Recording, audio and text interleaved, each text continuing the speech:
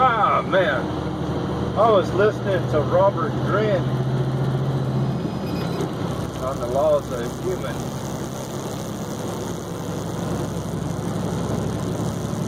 Like I said on my last video, the television, radio, newspapers, all this stuff affects the mind, reprograms the brain.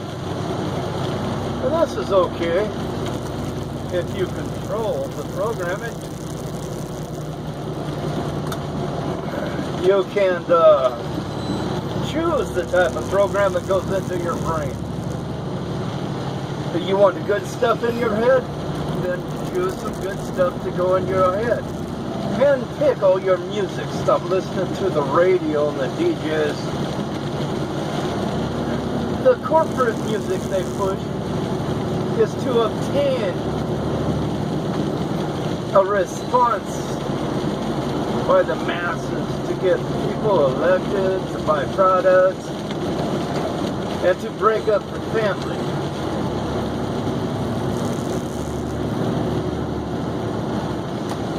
A lot of the stuff on the media wants you to be focused on them. Just, they're narcissists. Let's put it that way.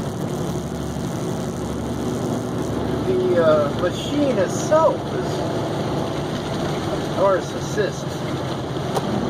It doesn't want you to be influenced by anything other than itself. So it helps you get rid of people like your family members, people that care about you. It creates a hostile environment. And a hostile environment brings forth separation. Separation brings up the desire for companionship. Okay, you have no companions, so what are you going to do? Like hundreds of millions of other people in America today and around the world, you turn on your television, you turn on your radio, you pick up the newspaper, and that becomes your companionship. Okay. Some of you have dogs and cats, but even those of you with dogs and cats and birds, lizards, weird stuff like spiders, you allow someone else to program your desires in life. You got to break that habit.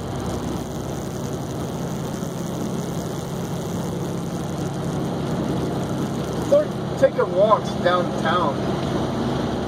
Meet people, greet people.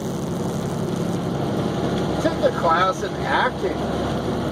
Dress up, be somebody you're not. Deliberately become somebody you're not.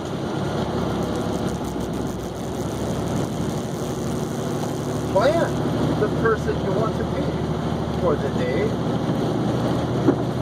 Dress up like that person. Go out and act like that person. You want to be a rich multi-millionaire that hasn't a care in the world? Save up a few bucks. Go out and live like you're a millionaire. Maybe for just 15 minutes, maybe for an hour, maybe for the whole day. Depends on how much you can save up. But then, what is your concept of a millionaire? How do you think a millionaire lives? Does. I know several multi-millionaires that act like poor people. They set for themselves a limited amount of money personally for themselves per day. And they never go over that.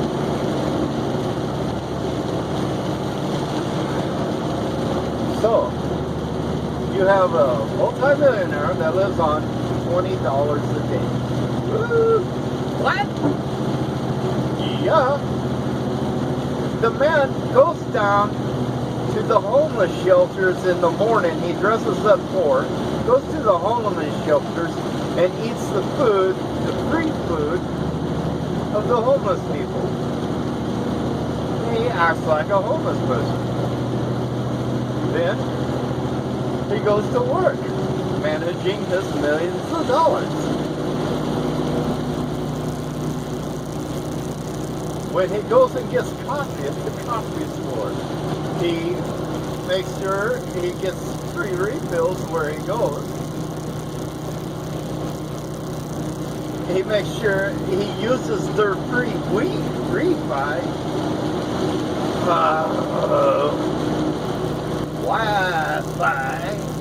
Okay, he uses their free Wi-Fi, so he don't have to pay for it. And if he can, he will talk other people into buying him coffee. This has something more to do with the ego thing. And dominance. And his ability to manipulate.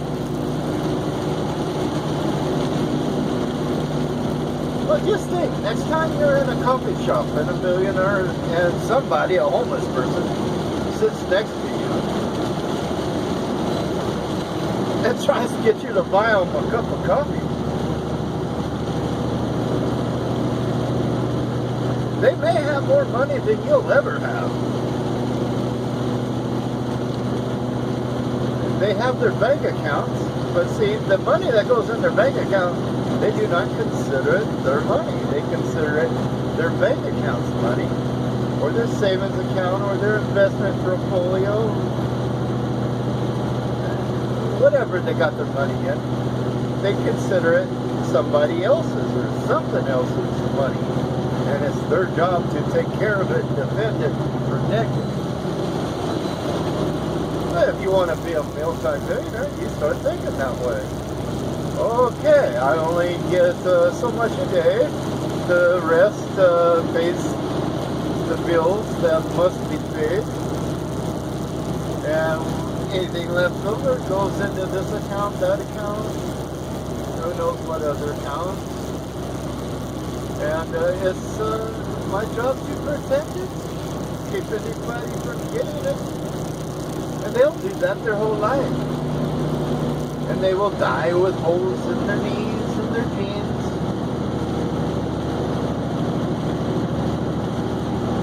And don't they?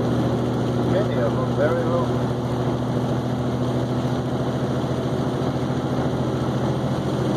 Because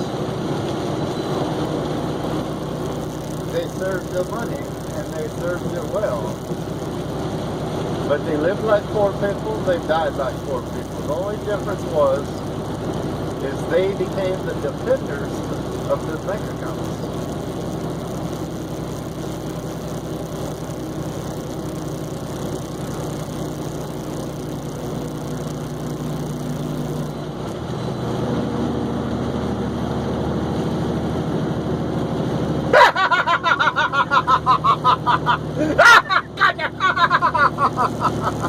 Whoa!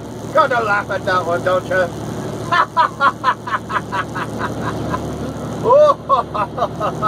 Oh, and about rum. Oh, yeah, that sounds good, but I can't have no rum because I'm driving. Well, I just learned something new. If I get take back my ID, well, you got to be self-sufficient to start with. So I probably won't do it. But if I could give up this job, have lucrative money coming in, I could gain immense amounts of control over my life.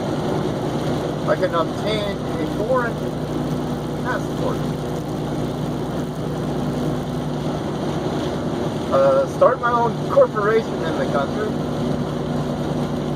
get a visa to work at my own corporation, and lo and behold, all of a sudden I'm immune from all kinds of things like speeding tickets, auto registration,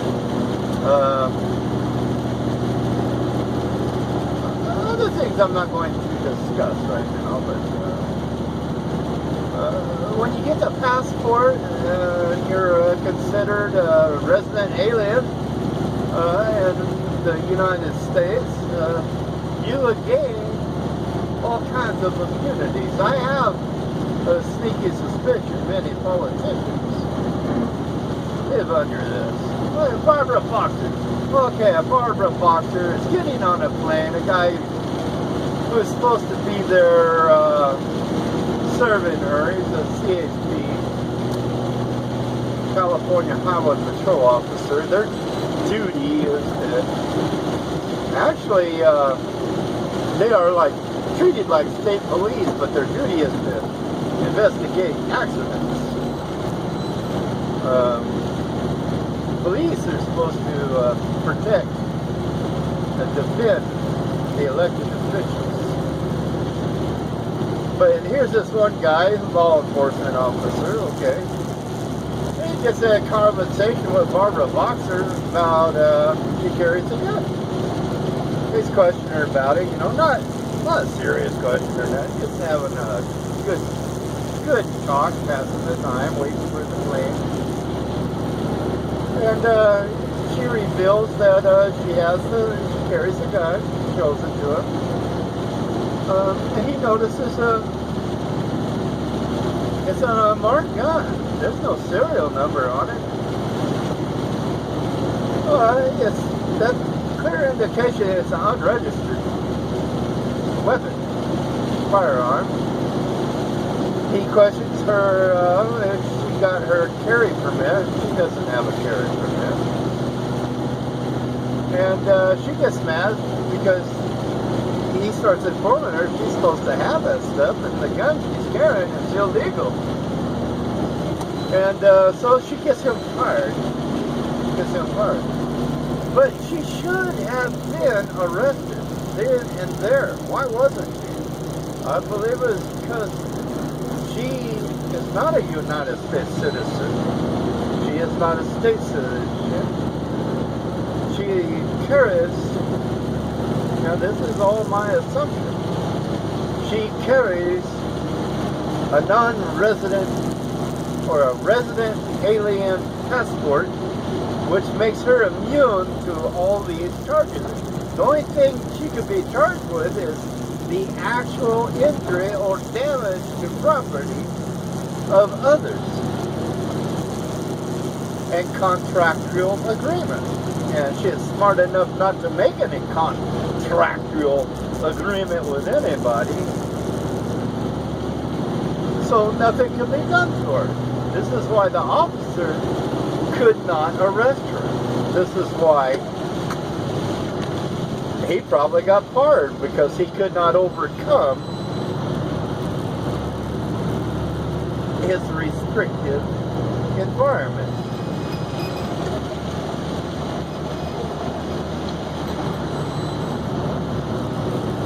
Go back to program yourself. Listen to what you want to listen to, but be picky about what you listen to. Don't listen to it because somebody else listens to it. Listen to it because you want to, because there's something good about it. I like Robert Greene's book. I got him on audio. I listen to him. I like Neville Goddard. I listen to his stuff. Frederick Doxson. I listen to his stuff. I listen to Rex Blair. He's pretty cool too.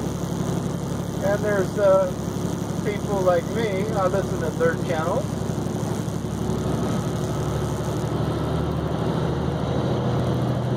I met a new guy today on the YouTube channel.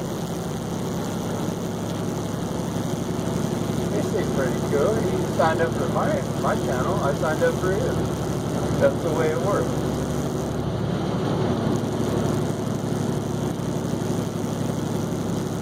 But there's a lot of people signed up for my channel. I don't want to start naming them off right now. I might forget somebody and make all the rest mad, and I end up with just a few I named. But one of these days I'm going to do some live stuff. But I don't do live streaming right now because I'm married and I take care of my wife. we have some expensive habits, mainly me, but she likes to eat and wear clothes and have a place to live. You know, all that boring stuff. I provide all that. And her little dog, too. It's not total, though. It's Taco. We have a dog. It has two names. One name females call him, and one name males call him. The females call him Frito. Men call him Taco. It's a little chihuahua. He's pretty cool. Knows how to spell a few words. Knows how to count. And knows how to tell time, too. He believes it's his responsibility to make sure I do my morning push-ups and exercises. If I don't do them, he gets really mad at me and growls at me and barks at me. And then I get yelled at because the dog is barking. So I've got to do my exercises every morning. Well, I'm back in the windy part of the road. So I'm up in the mountains, having fun. There's supposed to be some rock slides up here. So I love y'all. Have fun. And remember to laugh.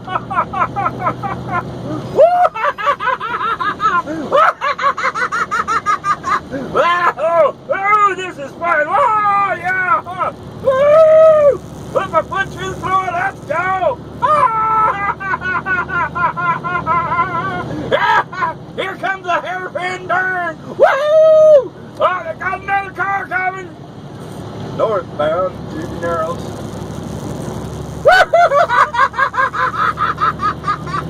Woo-hoo! Oh, yeah, we're going to have fun now. Woo! Got the winding mountain roads, it's raining, cars are coming. Narrow, got rocks falling down. Woo! Exciting time. Gonna have some fun, yeah. Woo! Yeah, baby! We're enjoying life!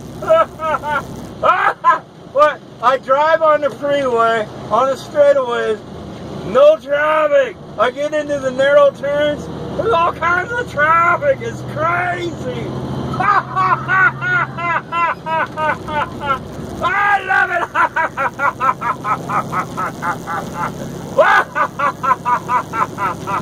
Oh, that's good belly exercise right there. Woo! Feel like almost like I had some Kuwaito experience. Is it Kuwaito? Kuwaito? I don't know. You get the picture. Enjoy. Love y'all.